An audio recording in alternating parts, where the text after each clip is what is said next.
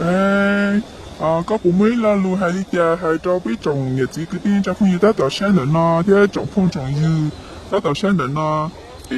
có họ xã hội là lùi của ba một chơi ngà có thế ba mùa tì tàn cho có thế nữa nè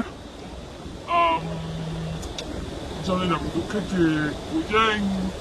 sao còn nên là chắc là đi làm tới trường thứ kia là phải xây cũ ra cao kia thảo cũng có chia tại thì nên phải là sẽ kia phải là lại cho cũ thảo vì mà là cũ là thì ta kia là sẽ là lại cho nên ít là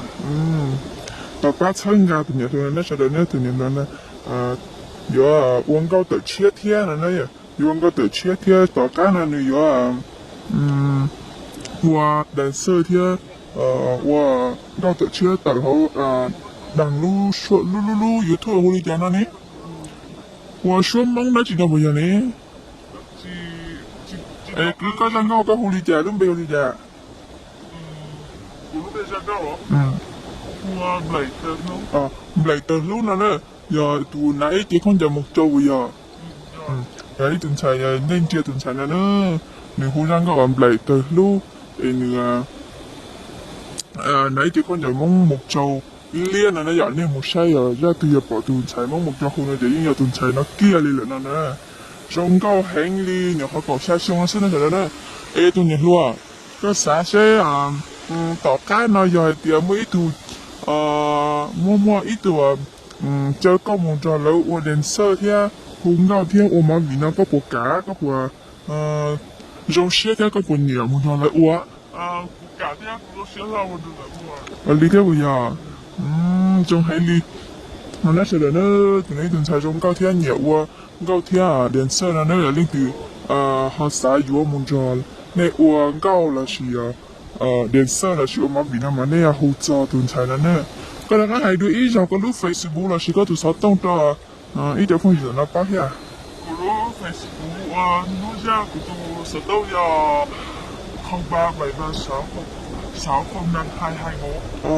0373606221lúc Facebook của nuôi ya nó trở nên cái sinh ya mới ở giờ muốn sinh ya là sử dụng câu là hay hứ trong cái tiền sao nó trở nên gì lên từ xa bao giờ từ ngủ từ nhiệt luôn nó là nên họ một chỗ lúc vừa Facebook hay tiền nuôi ya nữa nè trong cái shop là chỉ tao mất gì nhà họ có từ lúc chỉ tao mất gì nè nhà lớn nhiệt cho con nó có học của chạy to theo chạy to ít tao tao nhá tao có quay từ mũi để tao luôn hay mà nông lạ đó mẹ đi âm à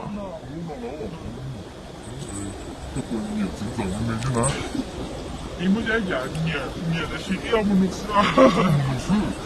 我怎么听着不行啊？我感觉干嘛没看到人？这个小孩都去买了。cái sao kia tôi phải cho mông xí. Em bây giờ mông xí sao mà nó? Đi mông lệnh à? Ôi giờ mông lệnh đâu biết sao được? Mông lệnh nữa, hay là mông lệnh chỉ mông lệnh nữa nè. Tôi nói với tụi xe bắn sơ, một với tụi đẹp đi, một đẹp đi cứ đẹp tiền toàn lo át ta đi nữa. Không chụp tao gì đâu. Bây giờ với tụi xong. Tụi nó thuộc thế.